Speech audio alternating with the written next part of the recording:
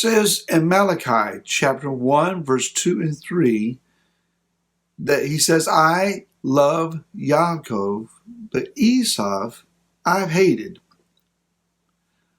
What caused Yah to say that he hated Esau? Hi, this is Barry Phillips with 10 Minute Torah, day number 3 of the Torah portion, Toldot, or Generations. Let's continue in Bereshit, or Genesis, chapter number 25, beginning with verse number 27. And the boys grew up, and Esau became a man knowing how to hunt, a man of the field, while Yaakov was a complete man, dwelling in tents. And Yitzhak loved Esau because he ate of his wild game, but Rebekah loved Yaakov. So there is a little dysfunction going on. And the house of the covenant, imagine that. Let's remember that Rebekah struggled during her pregnancy with these two sons wrestling, or as we say in Gracie Creek where I'm from, wrestling. They were wrestling inside the womb, competing, striving, one trying to gain some kind of upper hand over the other. It is understood that by many that when Yaakov was born and he came out holding on to the heel of his brother Esau, that he was trying to trip him up. Another way of looking at it is he was holding that heel with his hand this way to keep him from hitting him and kicking him in the head. All a matter of perspective. So let's also understand then that they represent two different natures. Esau is said to be a man who likes to hunt, a man of the field, a man of the physical realm. Now, there's nothing wrong with hunting and fishing and being out in the fields. Most men, especially here in the South, we love that. That's a favorite pastime.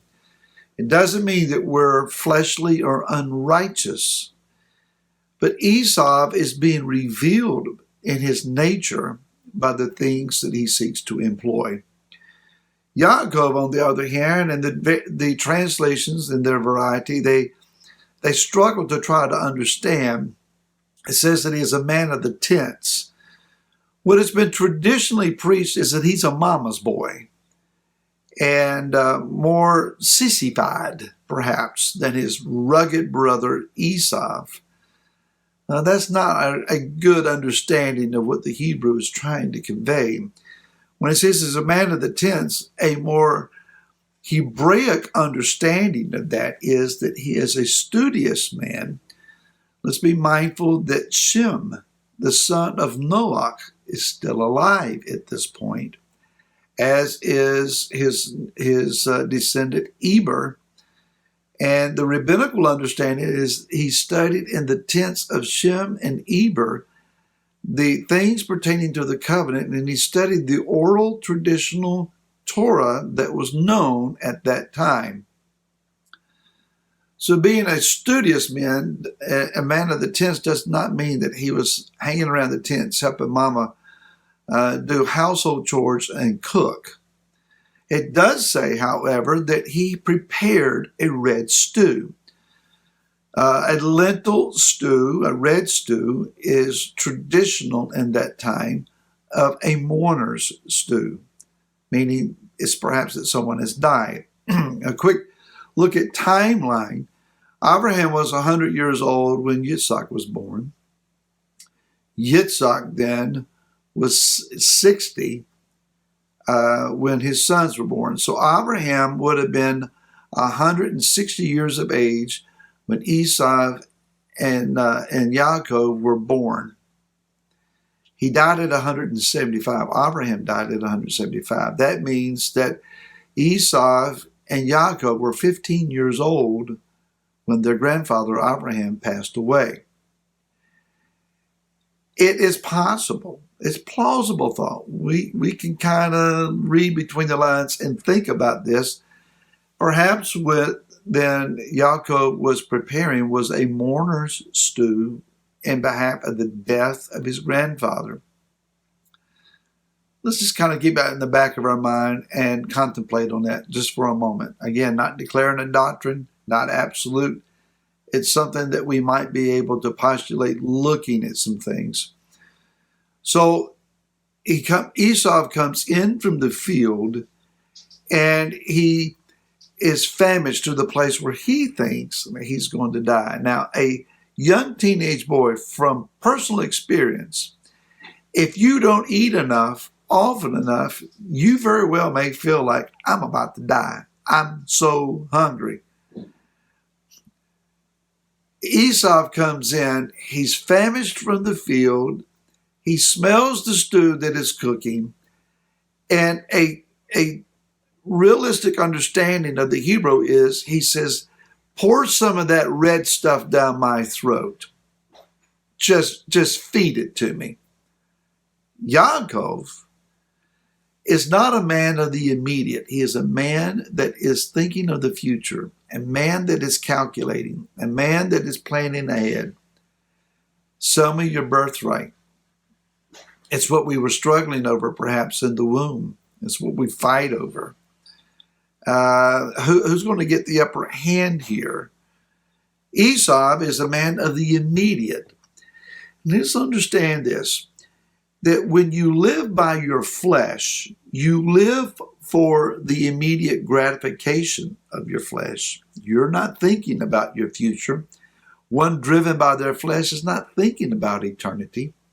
But one who walks more in the spirit's realm, those that are contemplating the scriptures and the covenant and the aspirations of the covenant, the consequences of the covenant, the goals of the covenant, they're thinking long term.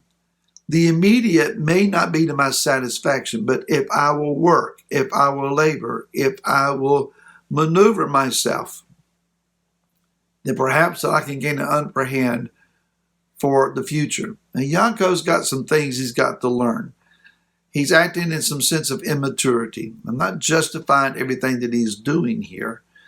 He is a man that's going to be proven and tested and refined, and it's going to be a hard and long struggle to get him to a place where he becomes all that Yah wants for him.